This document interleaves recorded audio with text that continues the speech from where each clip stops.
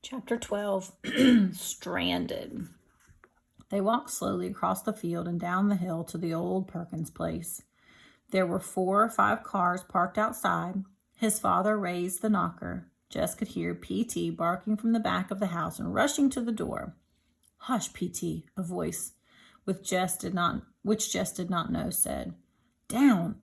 The door was opened by a man who was half leaning over the hold to hold the dog back.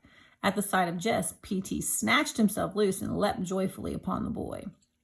Jess picked him up and rubbed the back of the dog's neck as he used to when P.T. was a tiny puppy. "I see he knows you," the strange man said with a funny half smile on his face. "Come in, won't you?" He stood back for the 3 of them to enter. They went into the golden room, and it was just the same, except more beautiful because the sun was pouring through the south window. 4 or 5 people Jess had never seen before were sitting about, whispering some, but mostly not talking at all. There was no place to sit down, but the strange man was bringing chairs from the dining room. The 3 of them sat down stiffly and waited, not knowing what to wait for. An older woman got up slowly from the couch and came over to Jess's mother. Her eyes were red under her perfectly white hair. "I'm Leslie's grandmother," she said, putting out her hand. His mother took it awkwardly. "Miss Aarons," she said in a low voice, "from up the hill." Leslie's grandmother shook his mother's hand and then his father's hand. "Thank you for coming," she said. Then she turned to Jess. "You must speak Jess," she said. Jess nodded. "Leslie," her eyes filled up with tears. "Leslie told me all about you." For a minute, Jess thought she was going to say something else. He didn't want to look at her, so he gave himself over to rubbing P.T., who was hanging across his lap. "I'm sorry." Her voice broke. "I can't bear it." The man who had opened the door came up and put his arm around her. As he was leading her out of the room, Jess could hear her crying. He was glad she was gone. There was something weird about a woman like that crying. It was as if the lady who talked about Polident on TV had suddenly burst into tears. It didn't fit. He looked around the room full of red-eyed adults. "Look at me," he wanted to say to them. "I'm not crying." A part of him stepped back and examined his thought. He was the only person his age he knew whose best friend had died. It made him important. The kids at school Monday would probably whisper around him and treat him with respect, the way they'd treated Billy Joe Weems last year after his father had been killed in a car crash. He wouldn't have to talk to anybody if he didn't want to, and all the teachers would be especially nice to him. Mama would even make the girls be nice to him. He had a sudden desire to see Leslie laid out. He wondered if she were back in the library or in Millsburg at one of the funeral parlors. Would they bury her in blue jeans? Or maybe that blue jumper and the flowery blouse she'd worn at Easter. That would be nice. People might snicker at the blue jeans, and he didn't want anyone to snicker at Leslie when she was dead. Bill came into the room. P.T. slid off Jess's lap and went to him. The man leaned down and rubbed the dog's back. Jess stood up. "Jess?" Bill came over to him and put his arms around him as though he had been Leslie instead of himself. Bill held him close so that a button on his sweater was pressing painfully into Jess's forehead. But as uncomfortable as he was, Jess didn't move.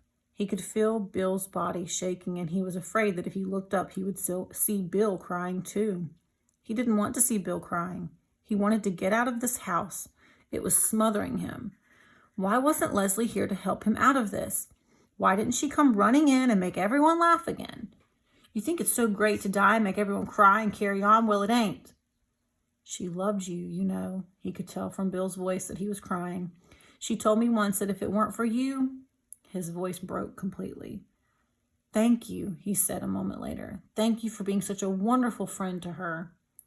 Bill didn't sound like himself. He sounded like someone in an old mushy movie, the kind of person Leslie and Jess would laugh at and imitate her later.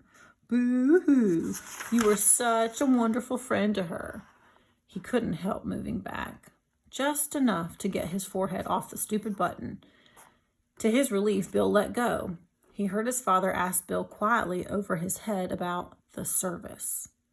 And Bill answering quietly, almost in his regular voice, that they had decided to have the body cremated and were going to take the ashes to his family home in Pennsylvania tomorrow. cremated. Something clicked inside Jess's head. That meant Leslie was gone, turned to ashes.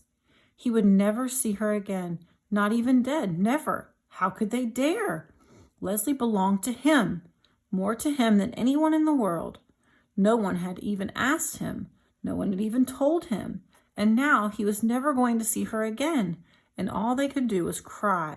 Not for Leslie. They weren't crying for Leslie. They were crying for themselves, just themselves. If they'd cared at all for Leslie, they would have never brought her to this rotten place. He had to hold tightly to his hands for fear he might sock Bill in the face. He, Jess, was the only one who really cared for Leslie, but Leslie had failed him. She went and died just when he needed her the most. She went and left him. She went swinging on the rope just to show him that she was no coward. So there, Jess Aarons. She was probably somewhere right now laughing at him, making fun of him like he was Mrs. Myers. She had tricked him.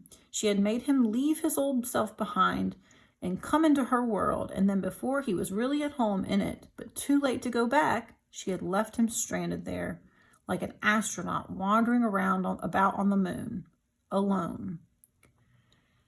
He was never sure later just when he left the old Perkins place, but he remembered running up the hill toward his own house with angry tears streaming down his face.